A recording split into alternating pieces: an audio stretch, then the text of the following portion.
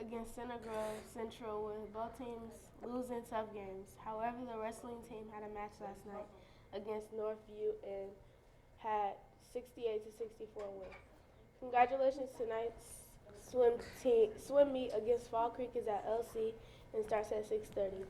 Fans should enter through door 9. Intramural sign-ups have begun for 4 to on 4 soccer. For more information, see Mr. King and Mr. Connors. Hours are available during lunches. Softball has conditioning at LC on Mondays and Wednesdays. LC cross country coach is offering training after school each day from 4 to 5:30. Anyone is invited to attend. Your transportation home must be at LC at 5:30. Now here's Derek with the weather. To 33 degrees. At the low is 30 degrees. Now back to our anchors.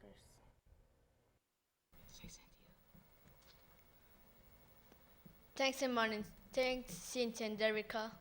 Buzzer will have his first poetry contest starting this week. You can enter the contest by dropping off a poem to the media center. Poems will be displayed and judged the week of February 10th. Prizes will be awarded. The students on your campus home screen, you are invited to sign up for support groups such as grief, groups anger, management, or anxiety. Sign up by the end of the day. The spring season of Elite Gaming Live begins February 12th. If you are interested, just show up. In honor of Black History Month, here is Avery with our highlighting of the day. Saturday marked the beginning of Black History Month in the U.S. The month of February is observed as Black History Month or National African American History Month. We use this month to remember the important contribute and achievements of African Americans throughout our national history. Here is biography. Here is biography.com with the story of Carter G. Woodson and how the National Month recognition came to be.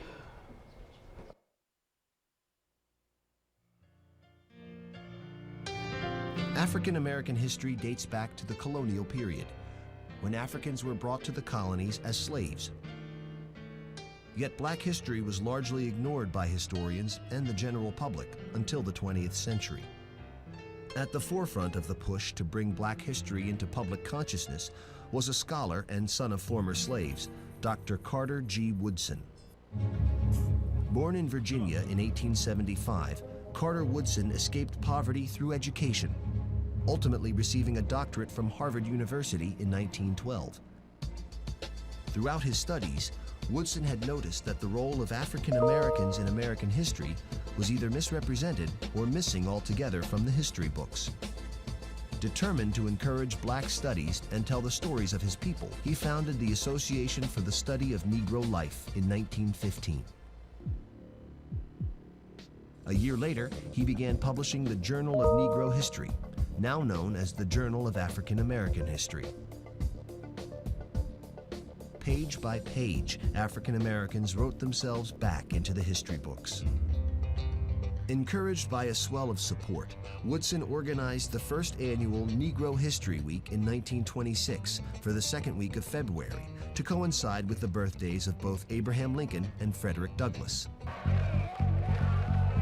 The civil rights movement of the 1960s reflected the growing pride and cultural identity among the Black community.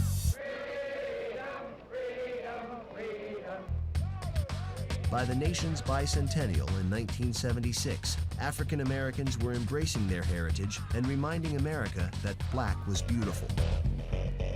26 years after Carter Woodson's death, Negro History Week became Black History Month as part of the bicentennial celebration. Dr. Carter Woodson left an indelible mark. His work ensured the long and rich histories of African Americans would never be forgotten.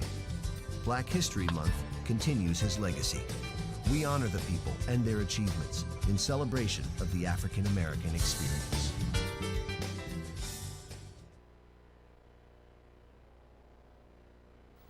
Tonight's academic pursuit pizza party has been postponed until next Wednesday.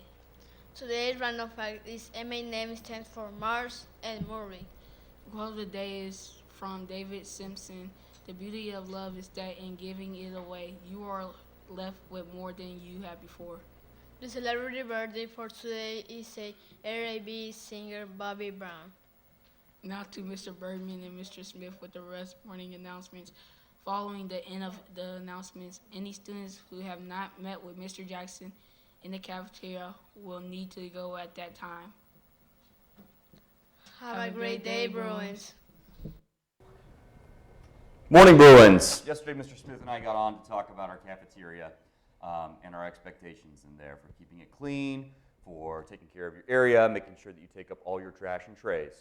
Some of our lunches did an outstanding job. I know C Lunch did an excellent job. When I went in there, it looked clean. It was ready for our D Lunch students to come in. Mr. Connor said how great you guys did with picking up all your trash, both on the floor and on your tables. Unfortunately, D Lunch did not meet that expectation. I gave several reminders during the lunch.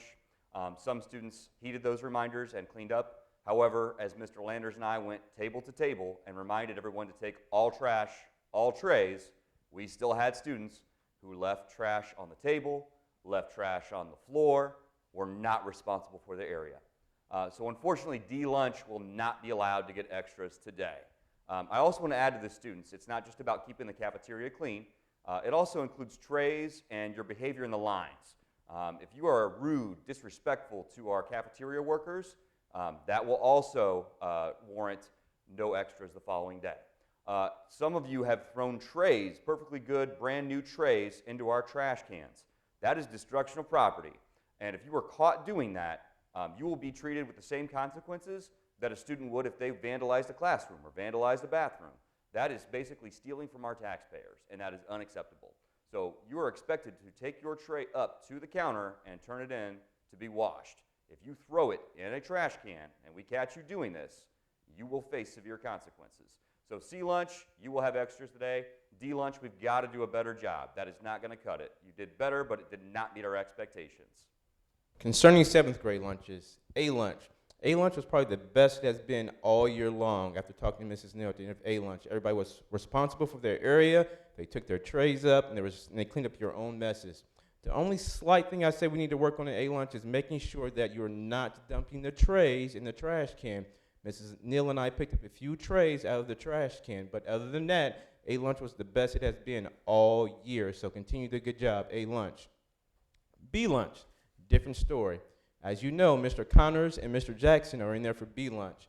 They said your behavior was a little off yesterday, and you did not heed the expectations that were presented to you yesterday from Mr. Bergman and myself. So therefore, today, B Lunch, you will not be having extras based on your behavior yesterday. So you need to work on it so you can earn your extras for tomorrow. So once again, B Lunch, you will not be having extras today due to your overall behavior in the cafeteria. So once again, these are simple expectations. Just follow them and be accountable for your area. Thank you and have a great day.